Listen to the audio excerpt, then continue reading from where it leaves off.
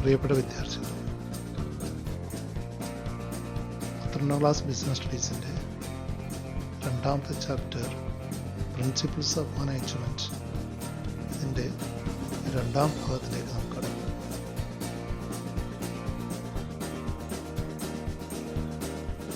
ഈ പാഠഭാഗത്ത് ഏറ്റവും പ്രധാനമായി ചർച്ച ചെയ്യുന്നത് ഫയോളിൻ്റെ പ്രിൻസിപ്പിൾസ് ഓഫ് മാനേജ്മെൻ്റ് ആണ്.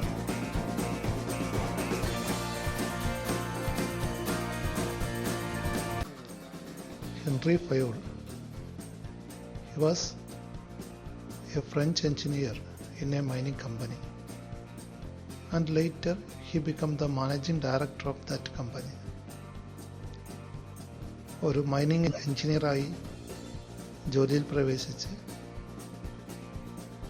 ആ സ്ഥാപനത്തിൻ്റെ മാനേജിംഗ് ഡയറക്ടറായി വളർന്ന ആളാണ് Henry Fayol.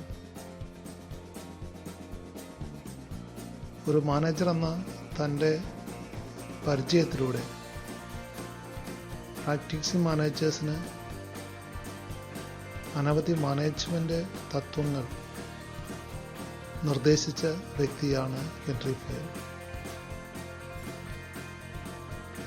Is the author of general and industrial management. അദ്ദേഹത്തിൻ്റെ ഫേമസ് ബുക്കാണ് general and industrial management. He is regarded as the father of modern management. ആധുനിക മാനേജ്മെൻറ്റിൻ്റെ പിതാവ് എന്നാണ് ഇദ്ദേഹം അറിയപ്പെടുന്നത്. He is also known as the father of general management. He has propounded 14 principles of management. അദ്ദേഹത്തിൻ്റെ 14 management തത്വങ്ങൾ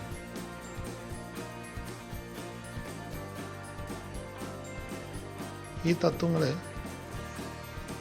14 commandments of management അല്ലെങ്കിൽ മാനേജ്മെൻറ്റിലെ 14 കൽപ്പനകൾ എന്ന് വിശേഷിപ്പിക്കാറുണ്ട്.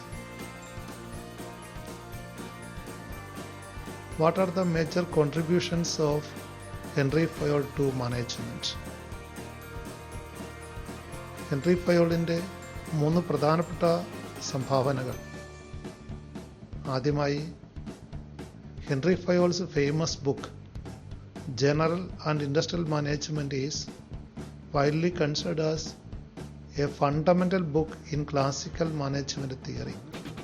ക്ലാസിക്കൽ മാനേജ്മെൻറ്റ് തിയറിയുടെ ഏറ്റവും അടിസ്ഥാന ഗ്രന്ഥമായിട്ട് പരിഗണിക്കുന്നത് അദ്ദേഹത്തിൻ്റെ ജനറൽ ആൻഡ് ഇൻഡസ്ട്രിയൽ മാനേജ്മെൻറ്റ് എന്നുള്ള ബുക്കാണ്. രണ്ടാമതായി, Fayol was the first to identify the functions of management. ആദ്യമായിട്ട് ഫങ്ഷൻസ് ഓഫ് മാനേജ്മെൻറ്റിനെ കാറ്റഗറൈസ് ചെയ്തത് ഹെൻറി ഫയോൾ ആയിരുന്നു. Plan, organise, command, coordinate and control എന്നിങ്ങനെ മാനേജ്മെൻറ്റ് ഫങ്ഷൻസിനെ ആദ്യമായിട്ട് തരംതിരിച്ചത് ഹെൻറി ഫയോൾ ആണ്. മൂന്നാമതായി, he propounded 14 principles of management as general guidelines for practising managers. അദ്ദേഹത്തിൻ്റെ ഏറ്റവും വിലപ്പെട്ട സംഭാവന എന്ന് പറയുന്നത് അദ്ദേഹത്തിൻ്റെ 14 മാനേജ്മെൻറ്റ് തത്വങ്ങളാണ്. ഈ അധ്യായത്തിൽ അദ്ദേഹത്തിൻ്റെ 14 മാനേജ്മെൻറ്റ് തത്വങ്ങളാണ് നമ്മൾ വിശദമായിട്ട് പ്രതിപാദിക്കുന്നത്. Henri Fayol's 14 principles of management. The first principle is division of work അല്ലെങ്കിൽ ഡിവിഷൻ ഓഫ് ലേബർ. തൊഴിൽ വിഭജനം എന്നുള്ള ആശയമാണ്. According to this principle, a work can be performed more efficiently if it is divided into specialized tasks, each performed by a specialist or a trained employee. ഏത് complicated വർക്കിനെയും ചെറിയ ചെറിയ ടാസ്കുകളായിട്ട് divide ചെയ്യുകയും ഓരോ ടാസ്കും പ്രത്യേകമായിട്ട് ട്രെയിൻഡ് ആയിട്ടുള്ള ജീവനക്കാരെ ചെയ്യുന്നതിന് വേണ്ടി ഏർപ്പാടാക്കുകയും ചെയ്യണമെന്നാണ് ഈ തത്വത്തിൽ നിർദ്ദേശിക്കുന്നത്. So the division of work leads to specialisation. ഇത്തരത്തിൽ ജോലി വിഭജനത്തിലൂടെ സ്പെഷ്യലൈസേഷനും അതിലൂടെ എഫിഷ്യൻസിയും വർദ്ധിപ്പിക്കാൻ കഴിയും. Fayol applies these principles to both technical and managerial works. ഒരേ സമയത്ത് സാങ്കേതിക ജോലികളിലും മാനേജീരിയൽ ജോലികളിലും ഇത്തരത്തിൽ ഡിവിഷൻ ഓഫ് വർക്ക് സാധ്യമാണെന്നുള്ള അഭിപ്രായക്കാരനായിരുന്നു ഹെൻറി ഫയോൾ. രണ്ടാമതായി അതോറിറ്റി ആൻഡ് റെസ്പോൺസിബിലിറ്റി. അധികാരവും ഉത്തരവാദിത്വവും എന്നുള്ള രണ്ടാമത്തെ തത്വത്തിൽ എന്താണ് അതോറിറ്റി, എന്താണ് റെസ്പോൺസിബിലിറ്റി എന്ന് അദ്ദേഹം വിശദമായി ചർച്ച ചെയ്യുന്നുണ്ട്. Authority is the right to give orders and obtain obedience. Authority അഥവാ അധികാരമെന്ന് പറയുന്നത് ആജ്ഞകൾ നൽകാനുള്ള, അതോടൊപ്പം തന്നെ അനുസരിപ്പിക്കാനുള്ള അവകാശമാണ്. But responsibility is the obligation to perform assigned duties. ഏൽപ്പിച്ച ചുമതലകൾ യഥാവിധി നിർവഹിക്കാനുള്ള കടമയാണ് റെസ്പോൺസിബിലിറ്റി അല്ലെങ്കിൽ ഉത്തരവാദിത്വം എന്ന് പറയുന്നത്.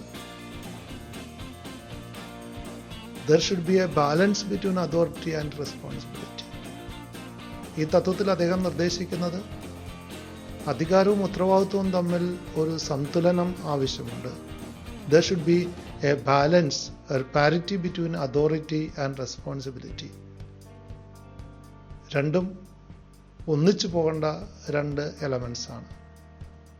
An organization should build safeguards against abuse of managerial power. At the same time, a manager should have necessary authority to carry out his responsibility. മാനേജർമാർക്ക് ആവശ്യമുള്ള അധികാരം നൽകേണ്ടതുണ്ട്. അതോടൊപ്പം തന്നെ ആ അധികാരം നൽകുന്ന മാനേജർമാർക്ക് ആവശ്യാനുസരണമുള്ള ഉത്തരവാദിത്വം കൂടി നൽകേണ്ടതുണ്ട്. ഉത്തരവാദിത്വമില്ലാതെ അധികാരം മാത്രം നൽകിക്കഴിഞ്ഞാൽ അധികാര ദുർവിനിയോഗം ഉണ്ടാകാൻ സാധ്യതയുണ്ട്. അവിടെ അബ്യൂസ് ഓഫ് മാനേജറിയൽ പവർ ഉണ്ടാകും. നേരെ തിരിച്ച് റെസ്പോൺസിബിലിറ്റി മാത്രം നൽകുകയും മതിയായ അതോറിറ്റി നൽകാതിരിക്കുകയും ചെയ്യുമ്പോൾ അവിടെ കാര്യങ്ങൾ ചെയ്യാൻ സാധിക്കാതെ വരും. അതുകൊണ്ട് അതോറിറ്റിക്ക് അനുസരണമായിട്ടുള്ള റെസ്പോൺസിബിലിറ്റി നൽകേണ്ടതുണ്ട്. അതോറിറ്റിയും റെസ്പോൺസിബിലിറ്റിയും ഒന്നിച്ചു പോകേണ്ടവയാണ്. So there should be proper balance between authority and responsibility in every managerial position. Thirdly, discipline. അച്ചടക്കത്തെക്കുറിച്ചുള്ള അദ്ദേഹത്തിൻ്റെ ദർശനം എന്താണ്? Discipline is the obedience to organization rules and the superiors which are necessary for the working of the organization. സ്ഥാപനത്തിൻ്റെ നിയമങ്ങളും മേലുദ്യോഗസ്ഥരെയും അനുസരിക്കുക എന്നുള്ളതാണ് discipline ഉദ്ദേശിക്കുന്നത്. According to Fayol, discipline requires good supervisors at all levels, clear-cut rules and judicious application of penalties. Henri ഫയോളിന്റെ അഭിപ്രായത്തിൽ അച്ചടക്കമുണ്ടാകാൻ 3 കാര്യങ്ങൾ അനിവാര്യമാണ്. ഒന്നാമതായി good supervisors at all levels. സ്ഥാപനത്തിൽ മതിയായ സൂപ്പർവൈസേഴ്സ് ഉണ്ടാവണം. വർക്ക് കൃത്യമായിട്ട് നിർവഹിക്കുന്നുണ്ടോ എന്ന് പരിശോധിക്കാനുള്ള സംവിധാനം ഉണ്ടാവണം. And also clear cut rules. There should B clear rules and regulations. വ്യക്തമായ നിയമങ്ങൾ ഉണ്ടാവണം. And also A judicious application of penalties. ശിക്ഷാ നടപടികൾക്കുള്ള സംവിധാനം ഉണ്ടാവണം. അതായത് നിയമങ്ങൾ അനുസരിക്കുന്നവരെ പ്രശംസിക്കാനും നിയമം അനുസരിക്കാത്തവരെ ശിക്ഷിക്കാനുമുള്ള സംവിധാനം സ്ഥാപനത്തിനുണ്ടാവണം. ഈ 3 സംവിധാനങ്ങളുടെ പ്രസൻസിൽ മാത്രമേ സ്ഥാപനത്തിൽ ഡിസിപ്ലിൻ ഉണ്ടാകുകയുള്ളൂ. Discipline is required for both workers and management. വർക്കേഴ്സിന് മാത്രം വേണ്ട ഒരു കാര്യമല്ല ഡിസിപ്ലിൻ. ഒരേ സമയത്ത് വർക്കേഴ്സിനും മാനേജ്മെന്റിനും ഡിസിപ്ലിൻ ആവശ്യമാണ്. നാലാമതായി യൂണിറ്റി ഓഫ് കമാൻഡ് എന്നുള്ള തത്വമാണ്. ആജ്ഞ ഐക്യം. Unity of command. According to Fayol, there should be only one boss for every individual employee. ഒരു കീഴുദ്യോഗസ്ഥന് ഒറ്റയൊരു മേലുദ്യോഗസ്ഥൻ മാത്രമേ പാടുള്ളൂ എന്നുള്ള തത്വമാണ് യൂണിറ്റി ഓഫ് കമാൻഡ് പങ്കുവെക്കുന്നത്. If an employee gets orders from two superiors at the same time, it is against the unity of command. ഒരു കീഴ് ജീവനക്കാരന് രണ്ട് സൂപ്പർവൈസേഴ്സിൽ നിന്ന് നിർദ്ദേശം സ്വീകരിക്കേണ്ടി വരുന്ന ഒരു സാഹചര്യം, that is actually the violation of unity of command.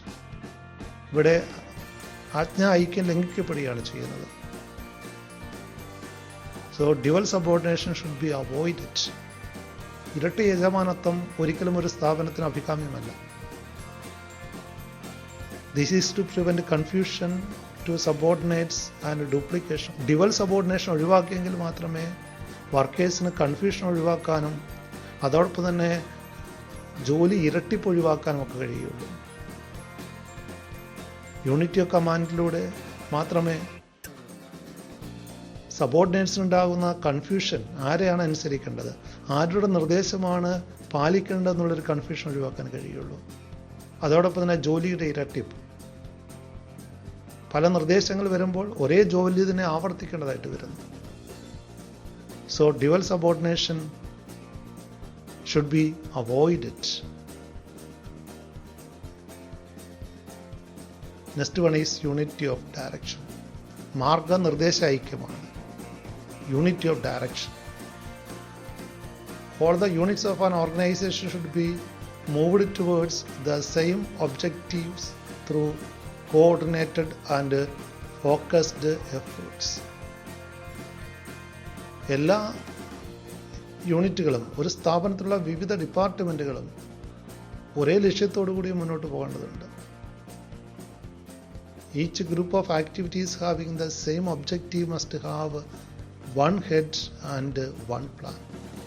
One head and one plan. ഒരു തലവനും ഒറ്റൊരു പ്ലാനും മാത്രമേ ഒരു ഗ്രൂപ്പ് ഓഫ് ആക്ടിവിറ്റീസ് ഉണ്ടാവാൻ പാടുള്ളൂ എന്നുള്ള അഭിപ്രായമാണ് യൂണിറ്റി ഓഫ് ഡയറക്ഷനിലൂടെ ഹെൻറി ഫയോൾ പങ്കുവെക്കുന്നത്. One head and one plan. ഒരു മേധാവിയെ പാടുള്ളൂ. ആ മേധാവിയുടെ കീഴിലുള്ള പ്രവർത്തനങ്ങൾക്ക് ഒറ്റൊരു പ്ലാനേ ഉണ്ടാവാൻ പാടുള്ളൂ. This ensures unity of action and coordination. Unity of ഡയറക്ഷൻ്റെ ആവശ്യകത എന്ന് പറയുന്നത് പ്രവർത്തന ഐക്യവും ഏകോപനവും അതിലൂടെ മാത്രമേ സാധ്യമാകുകയുള്ളൂ. അടുത്തായി യൂണിറ്റി ഓഫ് കമാൻഡും യൂണിറ്റി ഓഫ് ഡയറക്ഷനും എങ്ങനെ വ്യത്യാസപ്പെട്ടിരിക്കുന്നു എന്ന് നമുക്ക് നോക്കാം. Difference between unity of command and unity of direction. In case of unity of command, one subordinate should receive orders from only one superior. ഒരു കീഴുദ്യോഗസ്ഥന് ഒറ്റൊരു മേലുദ്യോഗസ്ഥൻ മാത്രമേ പാടുള്ളൂ എന്നുള്ള ആശയമാണ് യൂണിറ്റി ഓഫ് കമാൻഡിലൂടെ പങ്കുവെക്കുന്നത്. But in case of unity of direction, each group of activities have one head and one plan. ഒരു group of ആക്ടിവിറ്റീസിന് ഒരു head ഒരു പ്ലാനേ പാടുള്ളൂ എന്ന് മാത്രമാണ് യൂണിറ്റി ഓഫ് ഡയറക്ഷൻ നിർദ്ദേശിക്കുന്നത്. In case of unity of command, it prevents dual subordination. ഇരട്ട യജമാനത്വം ഒഴിവാക്കുക എന്നുള്ളതാണ് യൂണിറ്റി ഓഫ് കമാൻഡിന്റെ ലക്ഷ്യമെന്ന് പറയുന്നത്. But in case of unity of direction, it prevents overlapping of activities. ആക്ടിവിറ്റീസിന്റെ ഓവർലാപ്പിംഗ് ഒഴിവാക്കുക, പ്രവർത്തനങ്ങളുടെ ഇരട്ടിപ്പ് ഒഴിവാക്കുക എന്നതാണ് പ്രധാനമായിട്ടും യൂണിറ്റി ഓഫ് ഡയറക്ഷന്റെ ലക്ഷ്യമെന്ന് പറയുന്നത്. And thirdly, in case of unity of command, it affects an individual employee. ഒരു ഇൻഡിവിജ്വൽ എംപ്ലോയിയെ മാത്രം ലക്ഷ്യം വെച്ചുകൊണ്ടാണ് യൂണിറ്റി ഓഫ് കമാൻഡ് എന്നുള്ള പ്രിൻസിപ്പിൾ നിർദ്ദേശിക്കുന്നത്. But in case of unity of direction, it affects the entire organisation. സ്ഥാപനത്തിൻ്റെ മൊത്തത്തിലുള്ള ഒരു കാര്യമായിട്ടാണ് യൂണിറ്റി ഓഫ് ഡയറക്ഷൻ വരുന്നത്. Then next about the sixth principle, subordination of individual interest to general interest. പൊതു താല്പര്യങ്ങൾക്ക് മുൻഗണന കൊടുക്കണമെന്നുള്ള ആശയമാണ് subordination of individual interest to general interest. According to Fayol, the interest of an organization should take priority over the interest of any one individual employee. ഇവിടെ ഒരു വ്യക്തിയുടെ താല്പര്യമല്ല പരിഗണിക്കേണ്ടത്, അതിനേക്കാളും മുൻഗണന കൊടുക്കേണ്ടത് സ്ഥാപനത്തിൻ്റെ പൊതു താല്പര്യങ്ങളെയാണ്. A manager should not fall into temptation of misusing his powers for individual benefit at the cost of larger general interest of an organization. ഈ ഒരു തത്വം ഏറ്റവും പ്രയോജനപ്രദമാകുന്നത് സ്ഥാപനത്തിൻ്റെ പൊതു താല്പര്യങ്ങളും ഏതെങ്കിലും ജീവനക്കാരൻ്റെ വ്യക്തിപരമായ താല്പര്യവും തമ്മിൽ ഒരു കോൺട്രാഡിക്ഷൻ, തമ്മിൽ വൈരുദ്ധ്യമുണ്ടാകുന്ന സാഹചര്യങ്ങളിലാണ് ഒരു മാനേജർ തൻ്റെ തീരുമാനത്തെ സ്വാധീനിക്കാൻ വേണ്ടി ഈ പ്രിൻസിപ്പിൾ ഉപയോഗിക്കേണ്ടത്. അവിടെ ഒരു എംപ്ലോയിയുടെ വ്യക്തി താല്പര്യങ്ങളെ അവഗണിച്ചുകൊണ്ട് സ്ഥാപനത്തിൻ്റെ പൊതു താല്പര്യങ്ങൾക്ക് മുൻഗണന അവിടെ കൊടുക്കാവുന്നതാണ്. The seventh management principle of Henri Fayol is remuneration to personnel. ജീവനക്കാർക്ക് വേതനം കൊടുക്കുന്നതിനെ കുറിച്ചുള്ള അദ്ദേഹത്തിൻ്റെ അഭിപ്രായമാണ്. The pay and compensation should be fair to both the employees and the organization. ജീവനക്കാർക്ക് നൽകുന്ന വേതനം എന്ന് പറയുന്നത്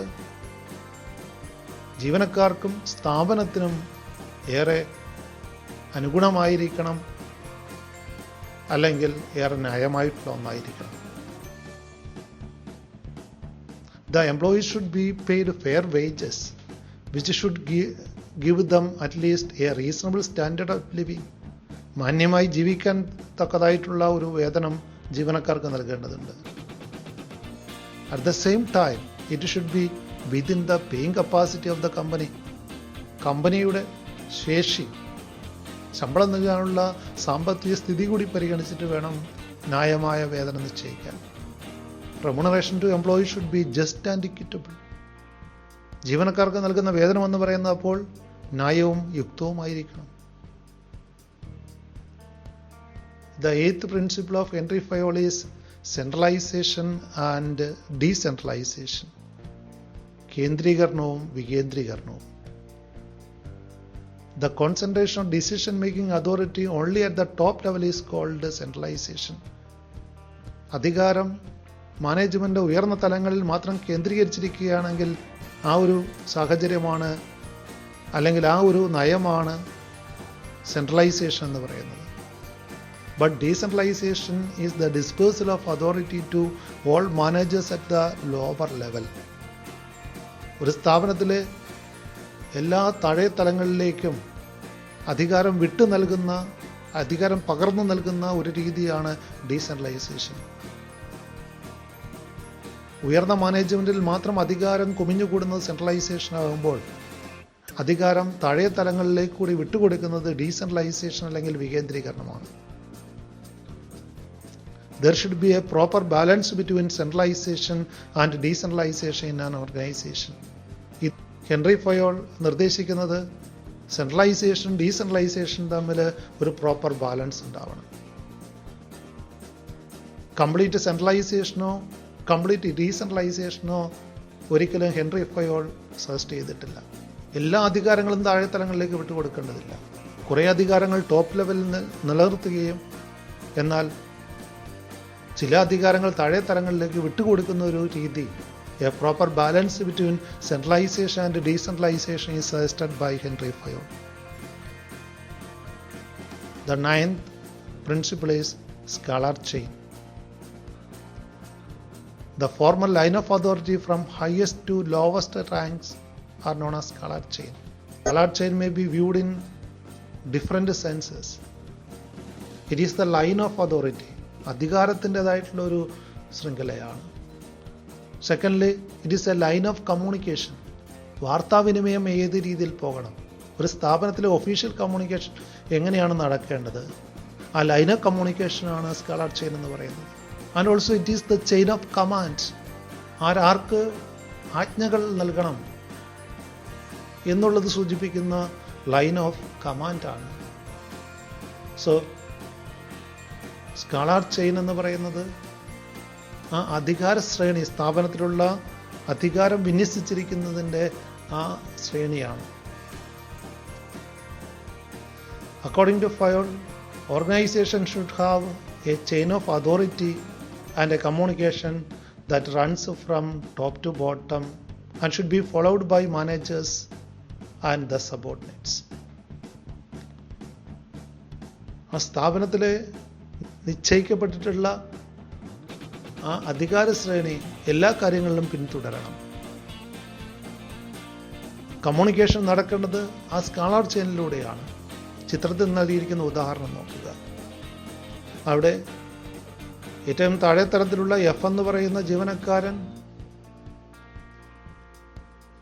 മറ്റൊരു ഡിപ്പാർട്ട്മെന്റിലെ പി എന്ന് പറയുന്ന ഒരു ജീവനക്കാരനുമായിട്ട് കമ്മ്യൂണിക്കേറ്റ് ചെയ്യണമെങ്കിൽ എഫ് ഇയിലേക്കും ഇ ഡിയിലേക്കും ഡി സിയിലേക്കും സി ബിയിലേക്കും ബി എയിലേക്കും വിവരങ്ങൾ കൈമാറുകയും അത് പിന്നീട് താഴെ തലങ്ങളിലേക്ക് എയിൽ നിന്ന് എല്ലിലേക്കും എല്ലിൽ നിന്ന് എമ്മിലേക്കും എമ്മിൽ നിന്ന് എന്നിലേക്കും എന്നിൽ നിന്ന് ഒയിലേക്കും ഒയിൽ നിന്ന് ബിയിലേക്കും കൈമാറി എത്തേണ്ടതുണ്ട്. ഇത്തരത്തിൽ ഒഫീഷ്യൽ കമ്മ്യൂണിക്കേഷനുകൾ സ്കാളർ ചെയിനിലൂടെ മാത്രമേ നടത്താൻ പാടുള്ളൂ എന്നുള്ള നിർദ്ദേശമാണ് സ്കാളർ ചെയിനിലൂടെ ഹെൻറി ഫയോൾ പങ്കുവെക്കുന്നത്.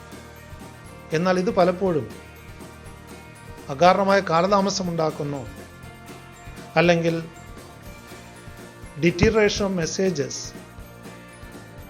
ആശയ ശോഷണം സംഭവിക്കുന്നു എന്നുള്ള കാര്യം മനസ്സിലാക്കിയ ഹെൻറി ഫയോൾ സ്കാളർ ചെയിനോടൊപ്പം തന്നെ ഗാങ് പ്ലാങ്ക് എന്ന് പറയുന്ന ഒരു ആശയം കൂടി പങ്കുവെക്കുന്നു. എന്താണ് gang plank? Fayol observe that a lengthy scalar chain may cause delay in communication and deterioration of messages. Hence he suggested short circuit in the scalar chain referred as gangplank. അപ്പോൾ ഇത്തരത്തിൽ ഒരു ലെങ്തി സ്കാളർ ചെയിൻ ഫോളോ ചെയ്യുന്നത് പലപ്പോഴും communication delay ഉണ്ടാക്കുന്നു, അല്ലെങ്കിൽ deterioration messages ഉണ്ടാക്കുന്നു, അകാരണമായിട്ടുള്ള കാലതാമസം communication ഉണ്ടാക്കുന്നു. അതോടൊപ്പം തന്നെ ആശയ ശോഷണം സംഭവിക്കാനുള്ള സാധ്യതകളുണ്ട്. അതുകൊണ്ട് സ്കാളർ ചെയിനിനെ ഷോർട്ട് കട്ട് ചെയ്തുകൊണ്ട് ഹെൻറി ഫയോൾ സജസ്റ്റ് ചെയ്ത ഉപായമാണ് ഗാങ് പ്ലാങ്ക് എന്ന പേരിൽ അറിയപ്പെടുന്നത്.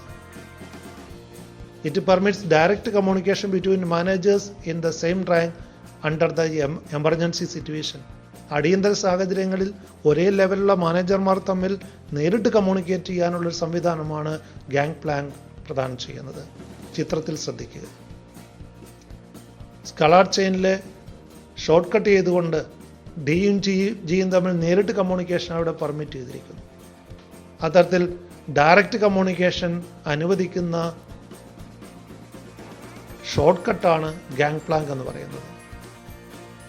അല്ലെങ്കിൽ സ്കാളർ ചെയിനിനെ ഷോർട്ട് സർക്യൂട്ട് ചെയ്തുകൊണ്ട് ഒരേ ലെവലിലുള്ള മാനേജർമാർ തമ്മിൽ നേരിട്ട് കമ്മ്യൂണിക്കേഷൻ നടത്താം എന്ന് പെർമിറ്റ് ചെയ്യുന്ന സംവിധാനമാണ് ഗാങ് പ്ലാങ്ക് എന്ന് പറയുന്നത്. 10ാമത്തെ പ്രിൻസിപ്പിൾ ഓർഡർ, ക്രമം. എല്ലാ കാര്യങ്ങൾക്കും ഒരു ക്രമം ഉണ്ടായിരിക്കണം. The principle of order state that A place for everything and everything in its place. എല്ലാ വസ്തുക്കൾക്കും ഒരു സ്ഥലം ഉണ്ടായിരിക്കുകയും ആ വസ്തുക്കൾ അതിൻ്റെ യഥാസ്ഥലത്ത് തന്നെ ഉണ്ടായിരിക്കുകയും ചെയ്യണമെന്നുള്ള ആശയമാണിത്. A place for everything and everything in its place. If there is a fixed place for everything and it is present there, then there will be no hindrance in activities of a business. ഇത്തരത്തിലുള്ള ഒരു അടുക്കും ചിട്ടയും എല്ലാ സ്ഥാപനങ്ങളിലും അനിവാര്യമാണ്. എല്ലാ വസ്തുക്കൾക്കും ഒരു സ്ഥലം നിശ്ചയിക്കുകയും അത് അതിൻ്റെ യഥാസ്ഥലത്ത് എപ്പോഴും ഉണ്ടായിരിക്കുകയും ചെയ്യുന്ന ഒരു സാഹചര്യം. A place for everything and everything in its place. He suggested both material order and social order. Material order എന്ന് പറയുന്നത് machines and equipments and also മെറ്റീരിയൽസിന്റെ ക്രമീകരണമാണ്. സോഷ്യൽ ഓർഡർ എന്ന് പറയുന്നത് ഹ്യൂമൻ ബീങ്സിന്റെ അല്ലെങ്കിൽ എംപ്ലോയീസിന്റെ ക്രമീകരണമാണ്. ഇത്തരത്തിൽ മെറ്റീരിയൽ ഓർഡറും സോഷ്യൽ ഓർഡറും ഒരു സ്ഥാപനത്തിന്റെ എഫിഷ്യൻസി വർദ്ധിപ്പിക്കാൻ വേണ്ടി അനിവാര്യമാണെന്നാണ് ഹെൻറി ഫയോളിന്റെ അഭിപ്രായം. 11ാമത്തെ തത്വം സമത്വം. സമത്വം എന്നതിൽ ഉപരി ഇക്വിറ്റിക്ക് വളരെ വിശാലമായ അർത്ഥതലമാണുള്ളത്. This principle emphasise kindness and justice in the behavior of managers towards workers. Kindness, justice, ഇവയുടെയൊക്കെ ആകത്തുകയാണ് equity. There should be no discrimination against anyone on account of sex, religion, language, caste, belief or nationality. യാതൊരു വക വേർതിരിവും പാടില്ല സ്ഥാപനത്തിൽ.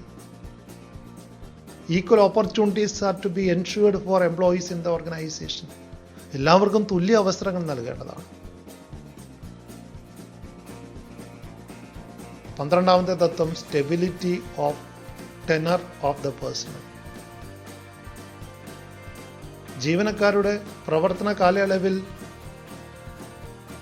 സ്ഥിരത കൈവരിക്കേണ്ടതുണ്ട്. ജീവനക്കാരെ അടിക്കടി മാറ്റാൻ പാടില്ല എന്നുള്ള ഒരാശയമാണ് ഈ തത്വം. Employees turn over should be minimised to maintain organisational efficiency. ജീവനക്കാർ അടിക്കടി സ്ഥാപനത്തിൽ നിന്ന് മാറിക്കൊണ്ടിരിക്കുകയാണെങ്കിൽ എംപ്ലോയീസ് ടേൺ ഓവർ അധികമായിരിക്കും. ഈ എംപ്ലോയീസ് ടേൺ ഓവർ കൂടുകയാണെങ്കിൽ നമുക്കറിയാം ട്രെയിനിങ് കോസ്റ്റ് കൂടുതലാകും. പുതിയ ജീവനക്കാർ സ്ഥാപനത്തിലേക്ക് വന്നുകൊണ്ടിരിക്കുന്നു, അവർക്ക് ട്രെയിനിങ് കൊടുക്കേണ്ടി വരുന്നു, സ്ഥാപനവുമായിട്ട് അവർ പൊരുത്തപ്പെടാൻ കാലതാമസം എടുക്കുന്നു. അത് പലപ്പോഴും സ്ഥാപനത്തിൻ്റെ ഉൽപ്പാദനക്ഷമതയെ ബാധിക്കും. So employees turn over should be minimised to maintain organisational efficiency. Once employees are selected, they should be kept at their post for a minimum fixed tenure. ഒരു പോസ്റ്റിലേക്ക് നിയമിച്ചു കഴിഞ്ഞാൽ അവരെ ഒരു നിശ്ചിത കാലയളവിലേക്കെങ്കിലും സ്ഥാപനത്തിൽ തുടരാനുള്ള സംവിധാനങ്ങൾ ഉണ്ടാക്കണം. ജീവനക്കാരുടെ കാലയളവിൽ സ്ഥിരത കൊണ്ടുവരണമെന്നുള്ള അഭിപ്രായമാണ് stability or tenor of the personal ചർച്ച ചെയ്യുന്നത്. The next principle is initiative, മുൻകൈ എടുക്കുക. Initiative means taking the first step with self motivation. സ്വയം പ്രേരിതരായി പ്രവർത്തനങ്ങൾക്ക് തുടക്കം കുറിക്കുക എന്നുള്ളതാണ് മുൻകൈ എടുക്കൽ, ഇനിഷ്യേറ്റീവ് എന്നതുകൊണ്ട് ഉദ്ദേശിക്കുന്നത്. According to Fayol, workers should be encouraged to develop and carry out their plans and improvements. സ്വയം പദ്ധതികൾ ആവിഷ്കരിക്കാനുള്ള സ്വാതന്ത്ര്യം ജീവനക്കാർക്ക് കൊടുക്കേണ്ടതുണ്ട്. They are motivated to develop plans for the improvement of the organisation. Initiative should be encouraged. A good company should have an employee suggestion system. ജീവനക്കാരുടെ അഭിപ്രായങ്ങൾ സ്വരൂപിക്കുന്ന ഒരു സംവിധാനം ഉണ്ടാവണം സ്ഥാപനങ്ങളിൽ. ജീവനക്കാർക്ക് സ്വന്തമായി പദ്ധതികൾ രൂപീകരിക്കാനും അത്തരത്തിലുള്ള മൂല്യവത്തായ പദ്ധതികൾ സ്ഥാപനത്തിൽ നടപ്പിലാക്കാനുമുള്ള താല്പര്യം മാനേജ്മെന്റ് സ്വീകരിക്കണം. The last principle is esprit de corps or union is strength. ഐക്യമത്യം മഹാബലം എന്ന് നമ്മൾ പഴഞ്ചൊല്ലിൽ പറയാറുണ്ട്. അതാണ് union is strength. According to Fayol, management should promote a team spirit of unity and harmony among employees. ജീവനക്കാർക്കിടയ്ക്ക് ഒരു ടീം സ്പിരിറ്റ് ഉണ്ടാക്കുക എന്നുള്ളതാണ് ഈ principle പ്രധാനമായിട്ടും പങ്കുവെക്കുന്നത്. Management should promote team work especially in larger organisation. പ്രത്യേകിച്ചും വൻകിട സ്ഥാപനങ്ങൾ ഇത്തരത്തിലുള്ള ഒരു ടീം വർക്ക് അനിവാര്യമാണ്. അത് പ്രൊമോട്ട് ചെയ്യാൻ മാനേജ്മെന്റിന് ഉത്തരവാദിത്തമുണ്ട്. A manager should replace I with we in all his conversation with workers. എപ്പോഴും നമ്മൾ എന്നുള്ള പദപ്രയോഗമായിരിക്കും എപ്പോഴും മാനേജേഴ്സ് ഉപയോഗിക്കേണ്ടത്. അത്തരത്തിലൊരു ടീം സ്പിരിറ്റ് ക്രിയേറ്റ് ചെയ്തെങ്കിൽ മാത്രമേ സ്ഥാപനത്തിൽ ലക്ഷ്യങ്ങൾ ഫലവത്തായിട്ട് കാര്യക്ഷമമായിട്ട് നേടിയെടുക്കാൻ കഴിയുകയുള്ളൂ.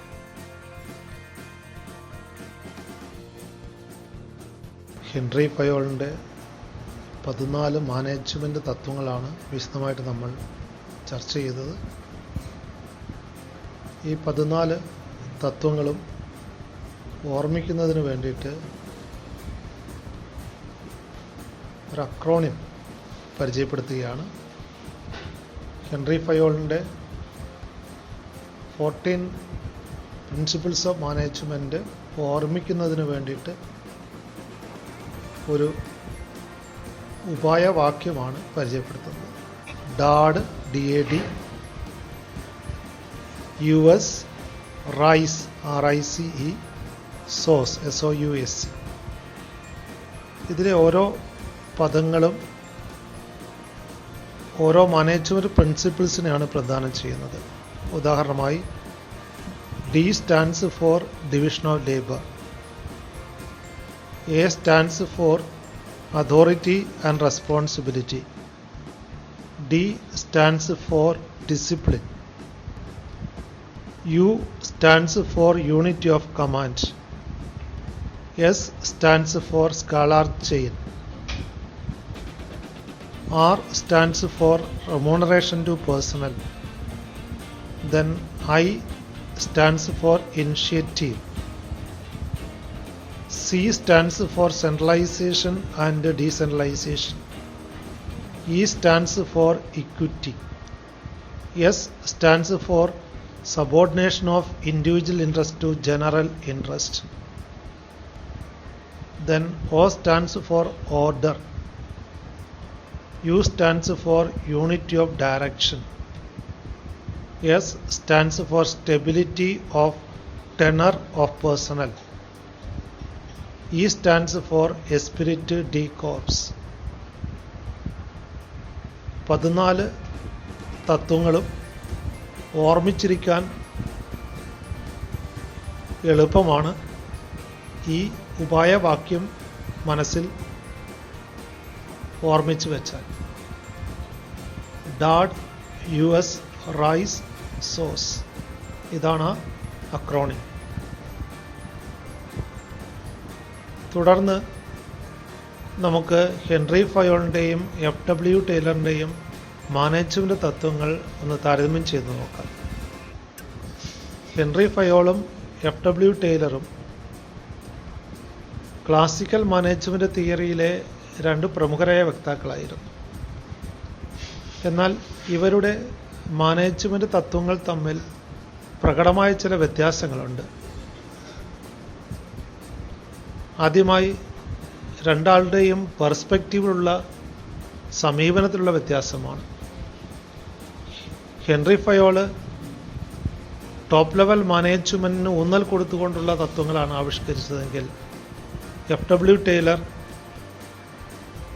Shop floor level of factory, പ്രത്യേകിച്ചും സൂപ്പർവൈസറി ലെവൽ ഓഫ് മാനേജ്മെൻറ്റിന് ഊന്നൽ കൊടുത്തുകൊണ്ടുള്ള തത്വങ്ങളാണ് ആവിഷ്കരിച്ചത്. രണ്ടാമതായി യൂണിറ്റി ഓഫ് കമാൻഡ് പാലിക്കുന്നതിലുള്ള വ്യത്യാസം. ഹെൻറി ഫയോൾ യൂണിറ്റി ഓഫ് കമാൻഡിൻ്റെ സ്ട്രോങ് പ്രപ്പോണൻ്റ് ആയിരുന്നു. എന്നാൽ FW ടൈലർ യൂണിറ്റി ഓഫ് കമാൻഡിന് പകരമായി ഫങ്ഷണൽ ഫോർമാൻഷിപ്പ് എന്ന് പറയുന്ന രീതിയാണ് നിർദ്ദേശിച്ചത്. അവിടെ ഒരു വർക്കർ 8 സ്പെഷ്യലിസ്റ്റ് സൂപ്പർവൈസറുടെ കീഴിൽ ജോലി ചെയ്യുന്നതാണ്. Thirdly, Henry Fayol's principles are applicable universally, but FW Taylor's principles are applicable to specified situations. പ്രത്യേകിച്ചും പ്രൊഡക്ഷൻ റിലേറ്റഡ് ആയിട്ടുള്ള അല്ലെങ്കിൽ ഒരു ഫാക്ടറി എൻവയോൺമെൻറ്റിലാണ് കൂടുതലായിട്ട് FW ടൈലറിൻ്റെ സയൻറ്റിഫിക് മാനേജ്മെൻറ്റ് പ്രിൻസിപ്പിൾസ് ആപ്ലിക്കബിൾ ആയിട്ടുള്ളത്. എന്നാൽ ഹെൻറി ഫയോളിൻ്റെ മാനേജ്മെൻറ്റ് പ്രിൻസിപ്പിൾസ് എല്ലാത്തരം സ്ഥാപനങ്ങളിലും ഒരേപോലെ അപ്ലൈ ചെയ്യാൻ പറ്റുന്നവയാണ്. Then fourthly about the basis of formation.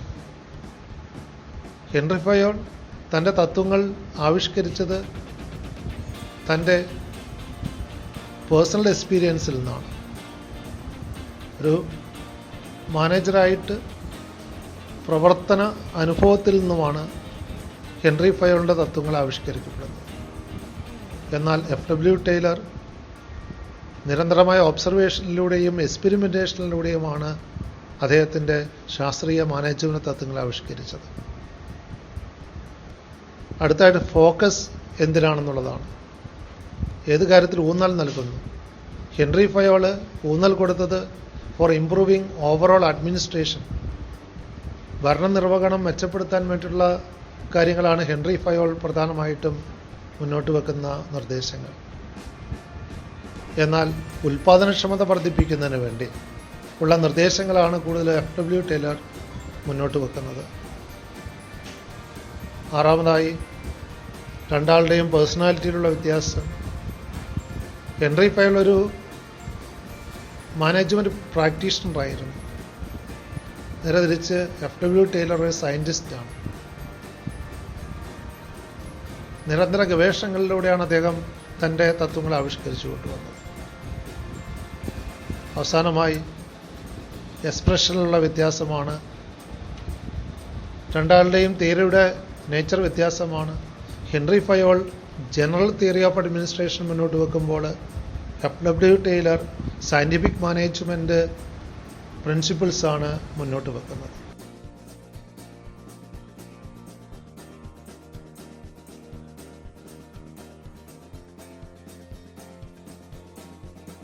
Thank you for watching this video.